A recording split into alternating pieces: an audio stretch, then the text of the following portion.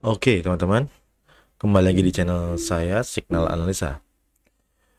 Kebetulan ya, kadang kita menganalisa, kadang mencari point of interest itu emang agak sulit ya.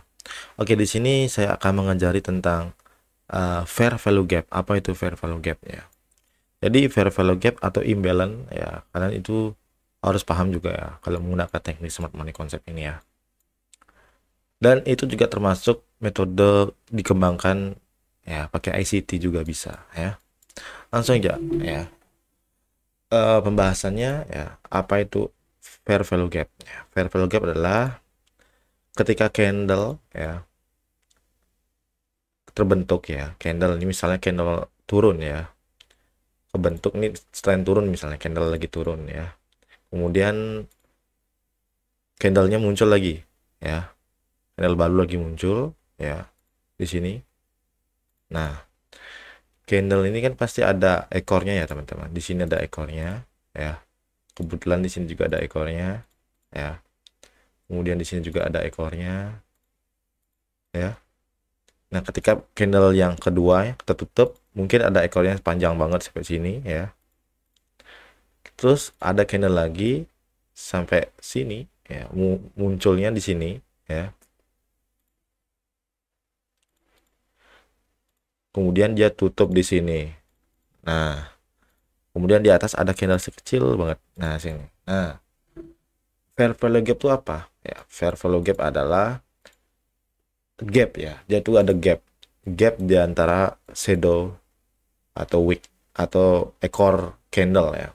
Nah, ini namanya area fair value gap atau dia punya gap sendiri ya.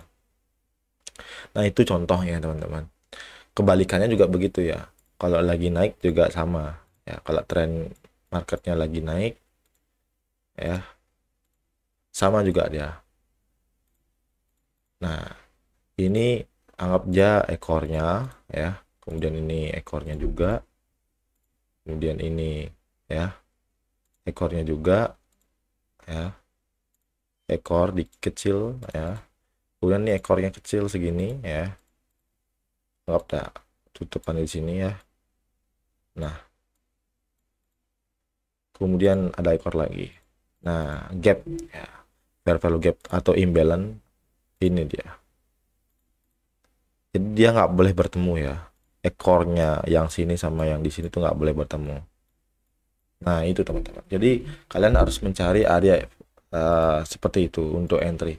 Apakah penting? Ya, itu sangat penting banget ya. Jadi untuk mencari point of interest itu kita harus menentukan fair value gap-nya ya. Nah, ini tuh sudah, kalau kalian sudah paham mencari area ini udah bagus ya. Nah, biasanya market akan mencari uh, model ya naik setelah dia kena fair value gap-nya, dia langsung turun. Sama juga yang naik ya. Ya, yang lagi naik ya, misalnya ini lagi naik ya. Dia marketnya naik ya, kemudian dia turun, setelah dia kena fair value gap dia naik. Kadang dia bisa lewat ya, kadang dia bisa turun sampai sini atau dia di ujung fair value gap ya. Tapi intinya di sini adalah market ya, candle selalu menyentuh fair value gap ya, walaupun ditembus atau tidak dia selalu mencari fair value gap. Begitu teman. Jadi kalau kita sudah tahu teknik ini ya, kita manfaatkan ya, manfaatkan pakai ya, point of interest ini. Oke, lanjut aja, kita akan cari ya contohnya saja. Kita mulai dari sini aja. Ini template 15 ya. Ya. Contoh market bergerak ya, bergerak.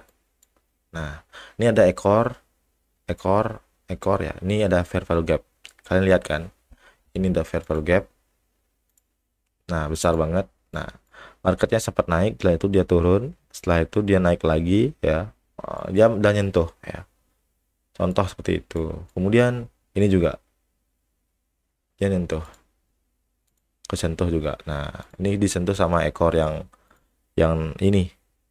Sorry, ini ya. Nah, ini yang hitam nih. Kesentuh duluan, terus yang pertama tadi yang nyentuh ini candle ini.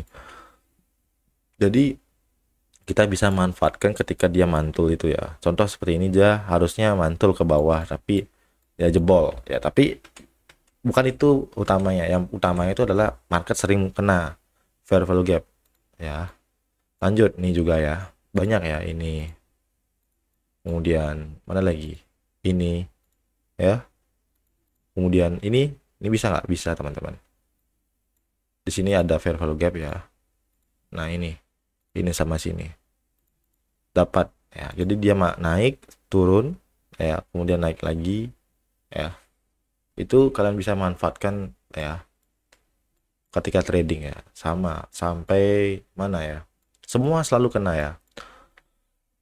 Semua kena ya, selalu kena ya. Nih juga ada fair value gap.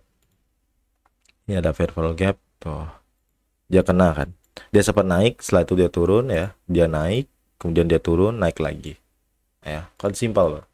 Nah, ini juga ada fair value gap ya. Ini ada fair value gap ya. Kemudian di atas juga ada fair value gap ya. Nah, ini dia sempat turun, naik lagi ya. Nah, sekarang kalian lihat lagi ada fair value gap Kak? Ada teman-teman di sini ya. Nah, atau kalian bisa pakai ini ya, kalau kalian main HP, kalian klik tanda ini ya, favoritkan, kemudian kalian cari magnet, hidupkan magnetnya, kalian klik aja langsung. Nah, langsung sendirinya ya. Ini juga. Nah, jadi kalian bisa pakai acuan ya. Kalau market dia turun ya, turun sampai sini, kalian siap-siap entry buy ya, tapi cari setup buy ya. Setup buy-nya contoh kalian cari setup buy bullish engulfing ya, atau yang lain ya, misalnya chart pattern atau ya, tapi di time frame kecil ya. Ini time frame 15 ya, kalian ubah ke time frame 1 menit. Kalau 4 jam ya, kalian cari konfirmasi di 15 menit ya. Kalau 1 jam kalian cari konfirmasi di 5 menit ya. Kalau daily ya, kalian cari konfirmasi di 4 jam ya. Jadi time frame ya, multi time frame tuh punya ininya sendiri ya, temennya sendiri ya. Kalau kalian main 15 menit, kalian cari di 1 menit ya. Nah, jadi kalau harga nggak sampai di garis yang kita buat, jangan dulu entry. Dia tunggu dulu sampai turun. Kalau dia udah turun ke bawah ya, sudah sampai yang kita buat, tunggu juga apakah ada potensi naik ya. Kalau ada potensi naik, kalian harus cari setup buy ya. Jangan pilih setup sell, tapi kalian pilih setup buy ya. Nah, targetnya sekarang. Targetnya itu tergantung sekarang ya. Kalau kalian mau pakai RR ya 1:2 itu cukup ya. Misalnya kalau kalian dapat setup di sini buy ya sini, kemudian stop lossnya di sini ya, kalian cari 1:2 ya. Kalian bikin aja 1:2. Kalian misalnya entry sini ya, kalian buatnya setup. Nah, 1:2. Nah, kayak ini kan ada rasionya, risk and reward ratio. Cari yang angka 2, jadi stop lossnya kecil, TP-nya besar. Kalau kalian mau lebih ekstrim lagi ya, kalian cari yang ATH-nya. Nah, ini swing high-nya, kan targetnya sampai sini. Contohnya seperti itu, tapi belum tentu SL-nya di sini ya. Karena ini kan setupnya belum jadi ya. Kalian cari setup yang jadi. Misalnya bullish engulfing ya, Quasimodo ya, banyak ya, banyak kalian bisa cari di Google. Yang penting kalian dapat tekniknya di sini loh.